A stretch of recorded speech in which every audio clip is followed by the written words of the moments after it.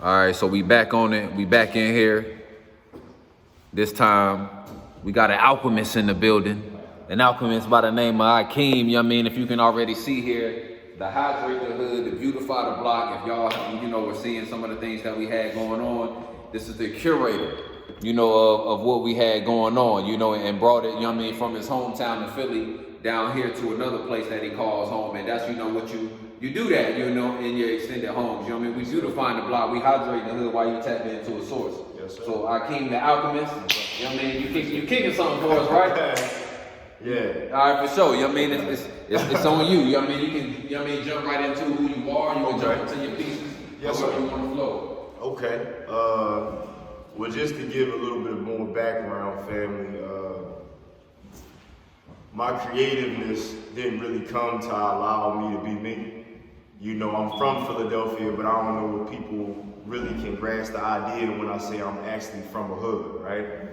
So I grew up basically in an alleyway, y'all. Like my queen, she's been to my hometown. It's rough.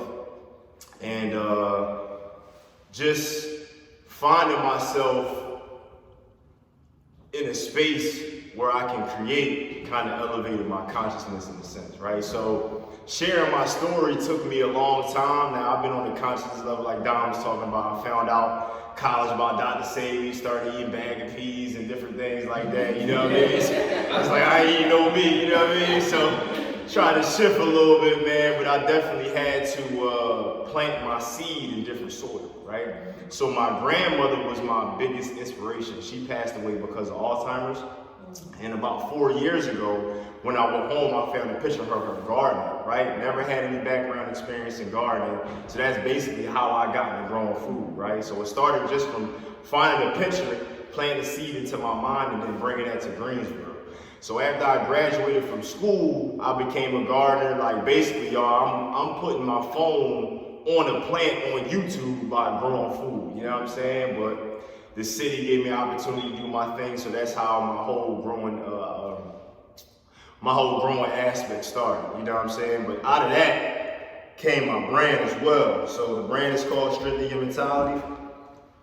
And it started, you kind of see the brain, and it started from just planting my seed in different soil. I found myself not being able to grow and develop the way I wanted to in Philadelphia, right? Greensboro, the North Carolina area is kind of a wide aspect, right? So planting your seed in different soil is going to be very, very, I would say, elevating to not only yourself, but like a being yourself too, because you go through different layers of man. So getting into the comedic sciences, finding out about the tree of life, going through the S.O.U.L man to the ad man, finding my by self.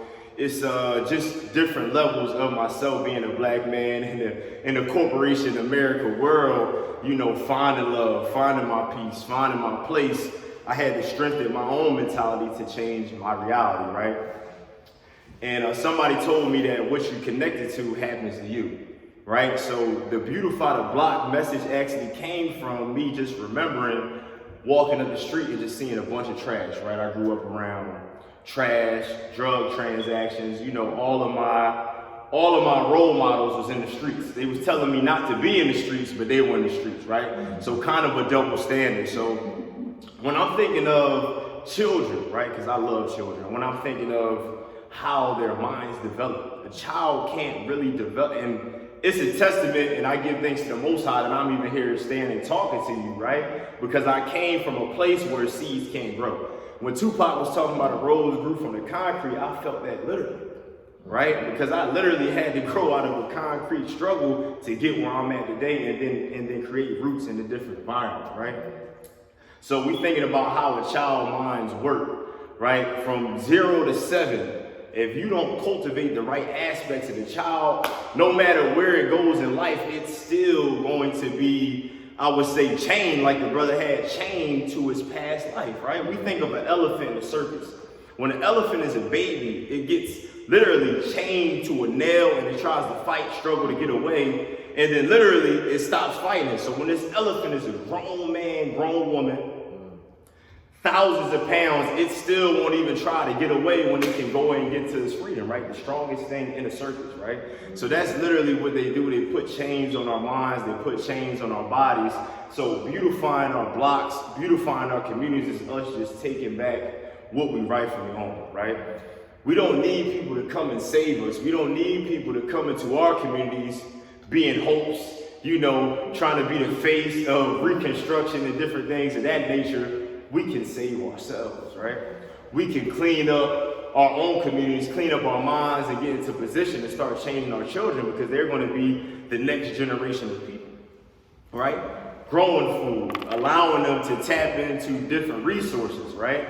And then that led also to hydrate the hood, right? So hydrating the hood, if our bodies are 80% water, right?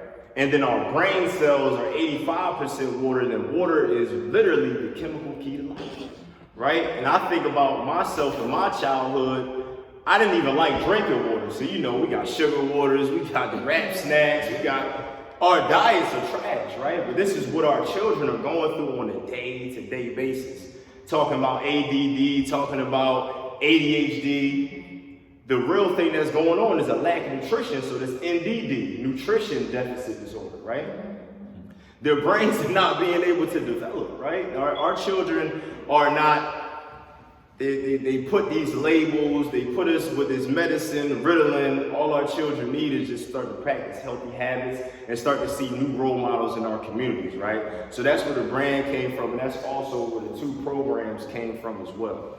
So it's just a story of my life, like Dom was talking about. It's just a story of my life just being recreated in an art form, right? Hydrating my own mind, beautifying my own blocks, strengthening my own mentality to change my own reality, and therefore I can change the minds of others, right? So just planting my seed somewhere different, right? To become more consistent in my dreams and aspects to create a different environment for my family. For sure. Yes. Yes, absolutely. Okay, perfect. Yes. So getting into the merchandise too. So it's like Dom, I think Dom said something very important. He was talking about entrepreneurship. I know for me, for a long time, you know, well, ever since I was younger, I never saw myself working for anybody. You know, I never seen myself working a 9 to 5. Always thought I was going, you know, they gave us the pipe dream, you're gonna go to the NBA, you know, then I wanted to be a rapper. You know what I mean? Just I would say teeter and toddling back and forth, do different activities, right? But they give our children this dream of a 9 to 5, 40 hours a week. You get 40 hours a week, that's like 40 years, and then you'll be able to retire, right? Why then they never teach us how to do for self? As I look in this room, all of us are basically doing that thing. We're doing for self.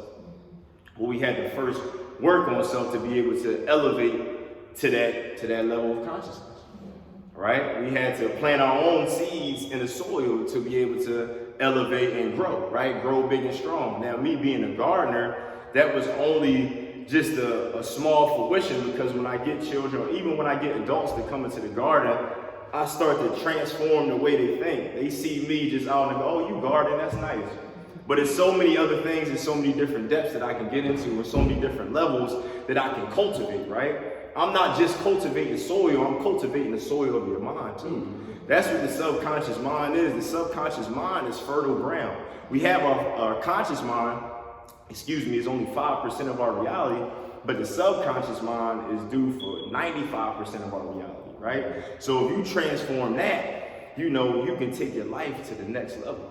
So this is, it's just an honor to be in a position to transform not only my family's lives, but children's lives, people in the community, and being able to get, I would say, a level of awareness, not only consciousness, but being aware of our situation out to those who might just be like the brother had, the shackles on their mind. Because I know I was shackled for a long time.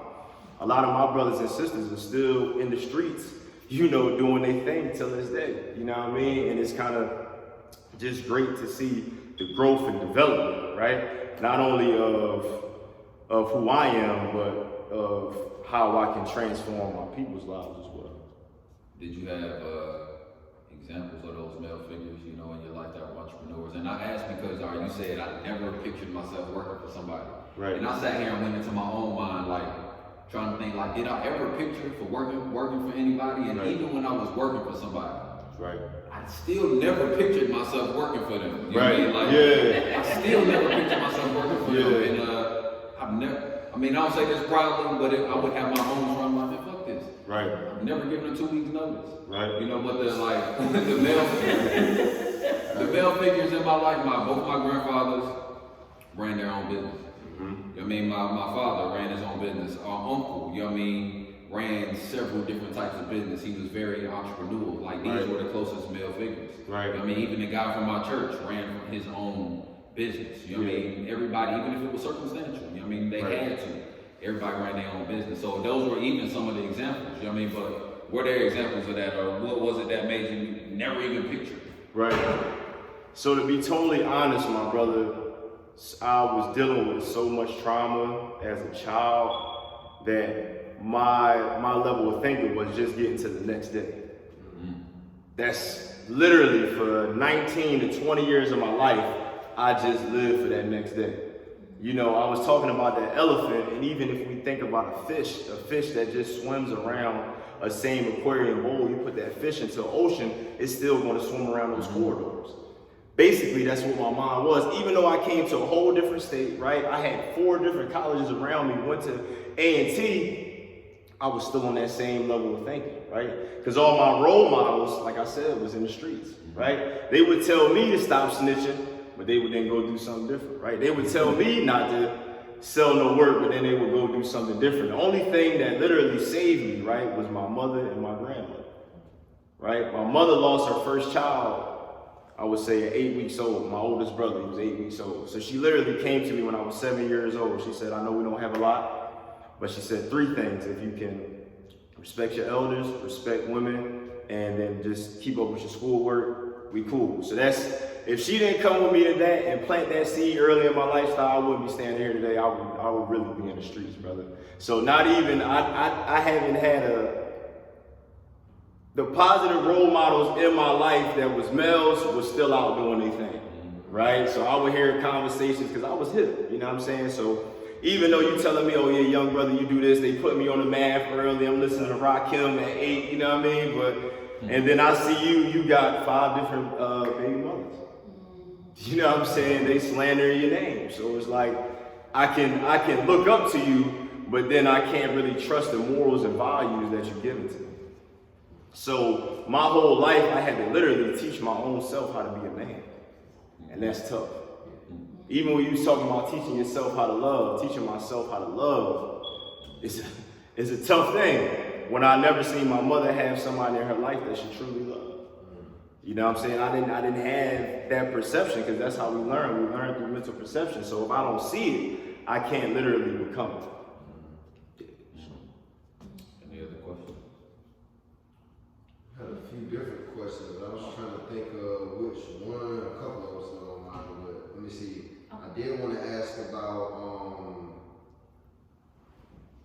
I guess it was kind of in that same vein of having those images to really, you know, align with and build on, you know. What was it that really shifted you down here? You said your mom and your grandmother played a major part as far as a role and influence and giving you, I guess you know how to be having certain people in a position of saying they don't have nothing to lose. Right. Like being that if you ain't have nothing else, you had your mom and your grandma to represent and make proud of you, you know. Right. What was it, or when was it that you found what you could hold on to and like, all right, this is my space, this is my lane? That's a great question. I would say probably about 2 years ago. Yeah, probably about 2 years ago. See, me, I feel like, so I'll answer this in a different type of way. I feel like with all the sleep that we had, right, for all the time we was in our mother's womb, from all the time that we were unconscious, that we were conscious, right, we only basically get to live, we have to subtract about 9 to 10 years off of our lives, right? And then really, so if I'm 28, I basically have to subtract 9 to 10 years off my life, so I'm really like an 18-year-old man right now, right? So me growing and me becoming myself, it took a while. It took a long time for me to, I would say, scale back those layers and find out who I wanted to be, right? So I would say about 2 years ago, because I was never comfortable with sharing my story, because I know nobody really, I mean, it's different art forms. That's why I got into the poetry and different things like that. But it takes a while for you to be able to open up and share different things and have that confidence to be, I would say, like Dom said, to even show emotion, right? Because as black men, we're taught to wear a mask, right? I'm 5 years old. You tell me not to cry, but I have a whole emotional body. So how are you telling the emotional being to cut off a section of himself? Right? So to relearn and to open up to those emotions is scary. Right? So I think it took me a long time, and even though my mother and my grandmother would tell me, I love you, I love you, I love you, I knew at the same time I had to be a man, so I couldn't really be, I would say, babied in a way, because my father wasn't around, right? So I had to kind of, like, Mom, I know that you love me, but you can't show me over love, because I don't want to be in a position where I have too much feminine energy and not a lot of masculine energy. But that was just my paradigm of thinking at that time. You know what I mean? And then when I finally realized I had to open up to the love and had to accept it, you know, opening up that heart chakra, like we was talking about, going through that tree of life, from that solar plexus to that heart chakra, allowed me to finally share my story with the world, coming into my throat chakra, third eye, and now I'm in my clairvoyant stage in my crown. For sure. And then the other part of that question was, so when you're trying to deal with, all right, so you woke yourself up and you know, rose yourself up out of the slumber and everything. What's your advice to, you know, bringing your other companions, brothers, sisters, different people in the community to this newfound knowledge and way of Still thinking? one question. Oh, yeah. Ask that in a different kind of way. Exactly. You got any of the smaller ones? Yeah, I just got. Right now,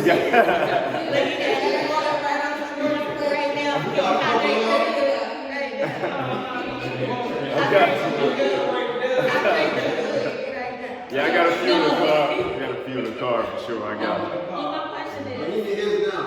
Nip. He thirsty. Okay. Yeah, you go in the back of it. If you want to go in the back of the white truck outside, you go grab it. Yeah. I drank this hood. Yeah. I'm gonna put your thirst right after this answer. my question is, me, I being from the streets. I'm from the streets. Been about that life. You know what I mean? I did 6 years in prison and coming out of prison.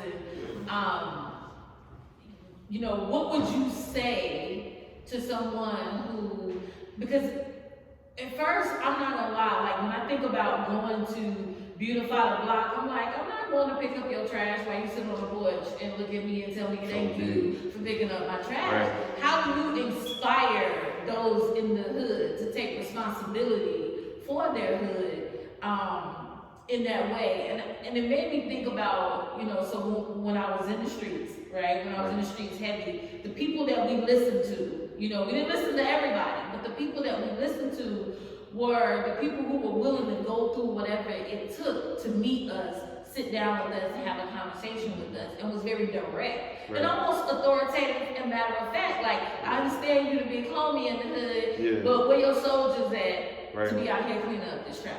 You know what I mean? You have a duty and a responsibility for that, because if you feel like you can be a part of gang culture, then you can be a part of gang culture. Initially started with helping the hood. So do you really understand what you're connecting and bonding yourself to? So how do you speak to those, the big homies, and inspire them to, or someone who's just coming out and just looking to connect themselves with something so they don't go back to the streets? Yeah.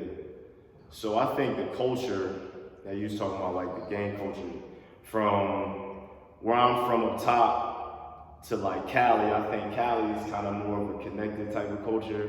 Now in Philadelphia, it's a little less different because it's from hood to hood, so they kind of street, you know, from block to block. But literally, I I have to lead by example, right? Because I feel like a lot of times you can only tell a grown man but so much, because he gonna look at you. I'm a grown man, you a grown man. You know what I mean? I see you out here doing something great, brother, but I gotta go bust these traps. You know what I'm saying? Basically, so every time I go to Philadelphia, my street that I grew up on was so dirty that I had to break it down into 3 parts. That's how much trash it was.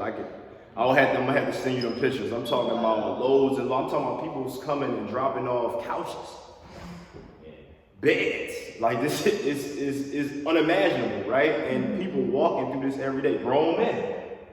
So when I'm out there with my brothers from my high school, we doing our things and we talking to the brothers, they like, oh yeah, man, we gonna come out and help you next time, but then we never see them. You know what I mean? But if you got other men coming into your community, keeping your community clean, that has to hit you on some type of level, right?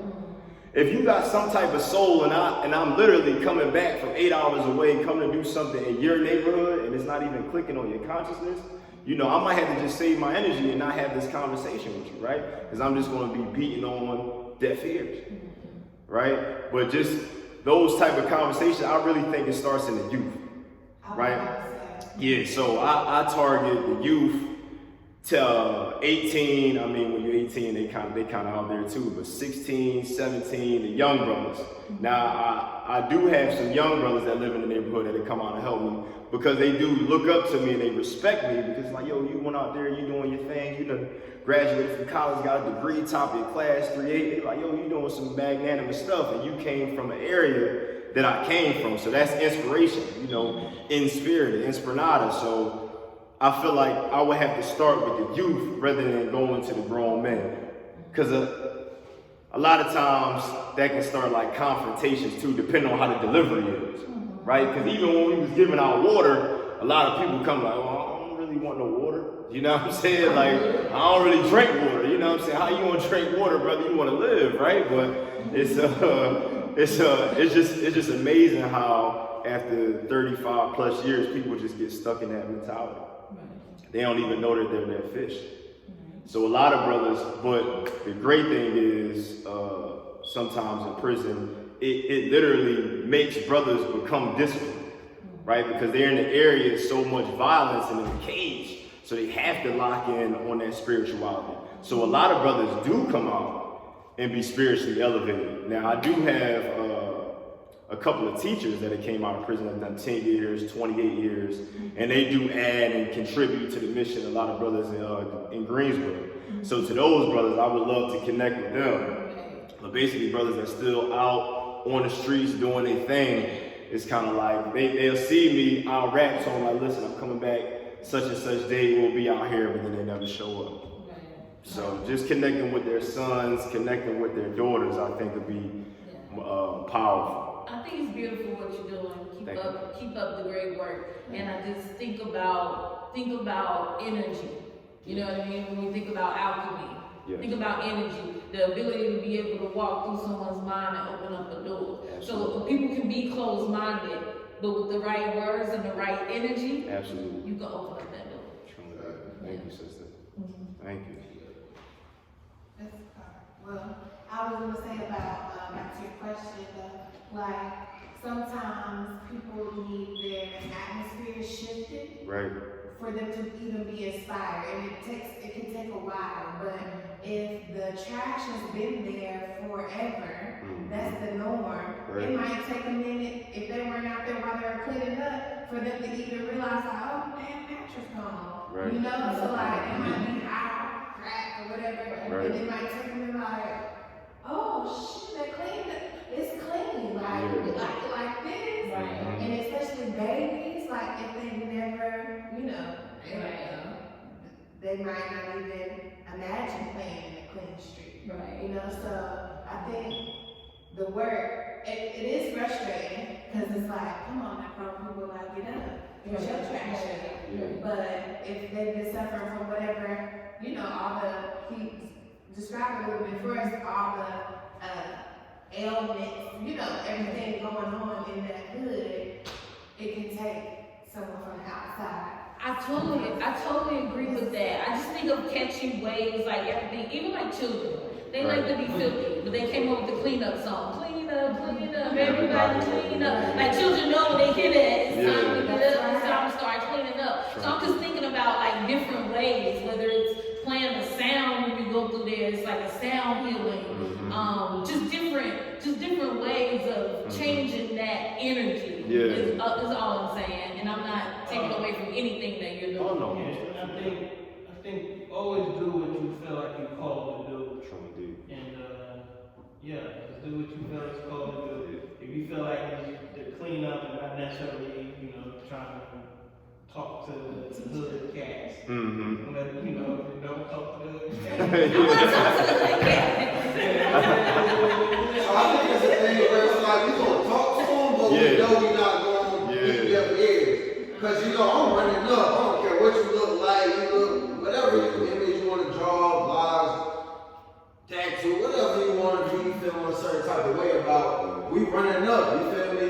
And I feel like cause especially in Philly, man, there's a lot of body snatching out there right now. A lot of souls get lost.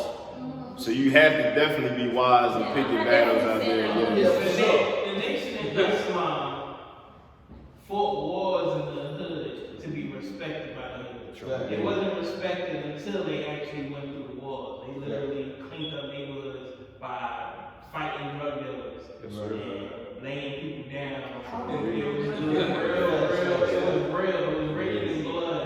So now they can put on a bow tie and you can walk through any damn near hood in America. And there's a level of respect.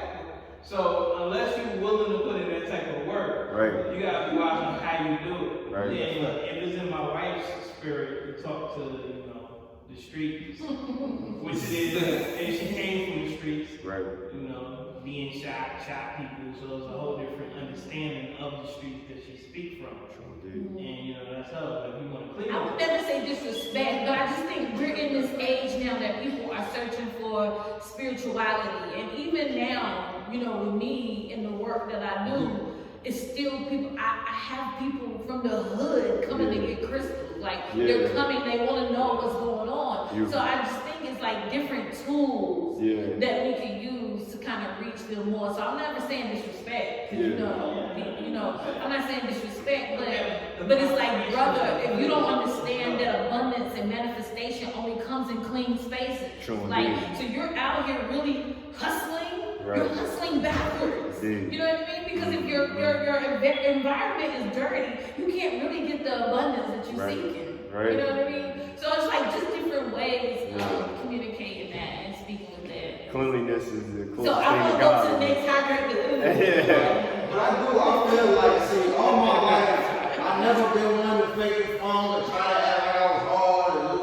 I would always just stay on my square, you feel me? And I've always been able to go any and everywhere. Now, mind you, I always move accordingly. I was in a certain space with a certain blessing. I wasn't just roaming randomly in certain places, but any and everywhere I went, it was always respect because I feel like I got more respect than the biggest gangster, bully, gun toter because I stood on my square and I ain't stand down for nothing. So even when we in Claremont the other day, it would be certain jokers that I know this nigga is not coming to help clean up, but I'm gonna run up anyway and I'm gonna tell them what we doing today and I'm gonna give them a water.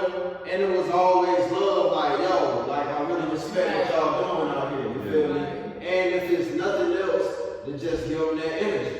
And if they keep feeling that and seeing that, if nothing else, like even in our own hometown, it's certain homies that, it's like that health stuff, like y'all drinking smoothies and stuff, like that joint kind of soft, like. Doing yoga, you know what I mean? Poetry and art, like, I ain't really with that, but I'm gonna send my kids to y'all. And I'm like, respect.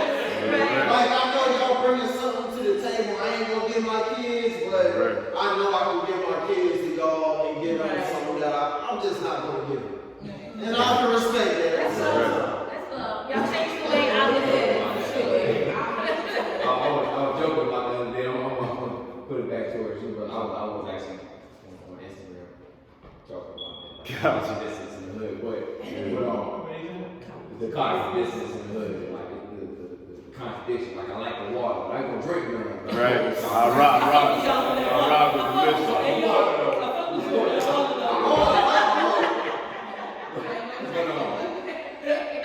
But brother, I see a vision, man, and I really respect what you're doing. Not just what you're doing, but the image that it creates. Because I haven't been in Philly, but I was in Baltimore. Yeah. Oh man. And I've been in Detroit. Yes, sir. In Houston, you know, in parts of boroughs of New York, right? And you know, it's kind of like the same thing. You know what I'm saying? These are huge black cities that we live in. So how impactful do you think this image is going to bring? You know, for those other cities too that are facing the same conditions that we're facing right now. So I want to kind of put a question to you because I'm traveling all over the place. I want to do a beautified block in Baltimore. True I want to indeed. do it in Detroit. True indeed. You know, Greensboro, each part of it, like you're doing right now. I want to do it everywhere. So how do you think, you know, that can probably work out for you? How do you see that becoming a thing? That's a great question. And just to add to King and the sisters' input too, with the energy aspect, that's why I started growing food. Right? So all the food that I grow in every urban community, I always give it out. I've never taken a bag of my food home to cook it for me because it was never for me. I literally got into gardening because they systematically put in urban community gardens in places where they call it food deserts. Right? But we know a desert is a natural structure, right? So it's not a food desert, it's food apartheid. Right? And all in these food apartheid places is food swamps too. Now we don't even think about that. McDonald's, Wendy's, Sonic, you know, so we not only deprived of fresh food, but then we swamped into these areas where our nutrition level is going to be really low. Everything. Exactly. Right into our inner city neighborhoods, right? So when I'm growing this food, I'm transforming the conscience. I would literally have children in the neighborhood coming running out, their father there playing all types of music, they smoking, they drinking, children running down. I'm literally like, yo, y'all come in here, ain't gonna be no cussing, this, that, and the third, transforming their consciousness, and then I'm taking a bag of food till they pop, like, this is what you gonna do. So that's kind of how I'm making the connection with brothers, especially in Greensboro though, because ain't really nothing, you know what I mean? I'm gonna walk through all parts of Greensboro, you know what I'm saying? We don't got no fear in Greensboro, you know what I'm saying? I'm just saying, like up top and all that, you gotta be a little careful, you know what I'm saying? But in Greensboro, so the food was kind of the food is kind of my way, and now we have the water too. So the food and water is kind of the way. Like, listen, this is what we doing. This is the mission. You know what I mean? 95% of all fruits and vegetables are water. 80% of your body's water. This has 108 minerals in it, brothers and sisters. Y'all indulge in it. So that was kind of the bonding factor. But Dom, to your question, man, I see this. When I did the first one, right? Because I had to drop off like 35 gallons in Baltimore, bro, and I'm literally riding through the street. I never seen so many boarded up homes in my life. In my life. You talking about the wire? After the riot and all that? Brother, I'm talking about just on one street, 20 to 30 houses boarded up. You know what I'm saying? So I'm at home and I'm driving through the street. I'm like, man, we got to do something right here. Because Beautify the Block is not only coming and cleaning the community, but I even saw the aspect of after we clean the community, maintain it, we'll come back and build a garden box. Now we can start growing food in the community too, right? So not only beautifying it, but now we can start eating different. And then when I come back, then we can start having classes, teaching the soil, have the children come in, maintain the garden, you know, because there's certain type of block generals and different things like that. So the brothers that I grew up with that still live in apartments and the projects that I grew up in, they kind of the ones like, yo, my brother come and clean up the street, don't throw the trash. So that's how, you know what I mean? I see the plan, I see the plan. So just planting those small seeds inside of their minds. But to your question, man, I would love to do it in places like Detroit.